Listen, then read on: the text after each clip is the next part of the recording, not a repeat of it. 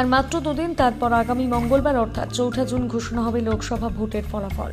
তার আগে রবিবার যোগ্য এবং পুজো দিলেন আলিপুরদুয়ার লোকসভা তৃণমূল প্রার্থী প্রকাশজিৎ বড়াইক। এদিন আলিপুরদুয়ার নিউ টাউন দুর্গাবাড়িতে জয়ের জন্য পুজো দিতে দেখা যায় প্রকাশজিৎ বড়াইককে। পাশাপাশি ছিলেন তৃণমূলের কর্মী সমর্থকরাও।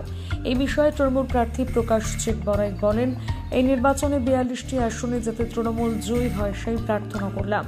গত ১৯শে এপ্রিল আলিপুরদুয়ার লোকসভা নির্বাচন হয়েছে। এরপর প্রায় ১.৫ মাসের অপেক্ষা শেষে আগামী মঙ্গলবার নির্বাচনের ফলাফল ঘোষণা হবে। ফলে উচ্ছ্বসিত সকল শিবির। ओम कालिका वै विद्महे शशनवासिनी धीमहि तन्नो गौरप्रचोदयात् दक्षिणकालिका वै स्वाहा ओम कालिका वै विद्महे शशनवासिनी धीमहि तन्नो गौरप्रचोदयात् दक्षिणकालिका वै स्वाहा ओम कालिका वै विद्महे शशनवासिनी धीमहि तन्नो गौरप्रचोदयात् दक्षिणकालिका वै स्वाहा ओम कालिका वै विद्महे शशनवासिनी। এখানে পূজা অর্চনা করলেন, কি আবেদন জানালেন?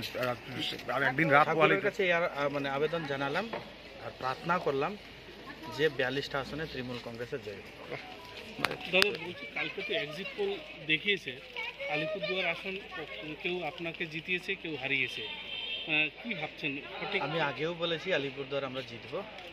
কত মার্জিনে জিতবো এটা ৪ তারিখই দেখা যাবে। সেটা কি লিমিটেড মার্জিনে হতে পারে? আমি এটা স্টার্টিং থেকে কিছু কমেন্ট করি নাই, আমরা জিতবো এটা একদম নিশ্চিত। দাদা আজকে পুজো দিলেন, আজকে লোকনাথ বাবার পূজার দিন, অবভিয়াসলি এখানেও নিমন্ত্রণ ছিল, তো আজকে পূজার দিন পূজা দিলাম, ঠাকুরের কাছে প্রার্থনা করলাম যে ৪২টা আসলে তৃণমূল কংগ্রেসের জয় হোক। এটাই দাদা একটা বিষয়, শেষ লগ্নে এসে পুজো দেওয়ার মানে কি এরকম যে কোথাও কি একটা ভয় ডর কাজ করছে? আমরা আস্থার উপরে বিশ্বাস করি। ভগবান আমাদের মন্দিরে আছে এবং আস্থায় আছে। আজকে পূজার দিন পূজা করতে এসেছি এবং আমি তো এখান থেকে পূজা করেই নমিনেশনটাও ভরলাম। টেনশন কতটা হচ্ছে?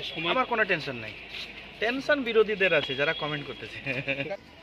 সিঙ্গেল একটা লাগবে,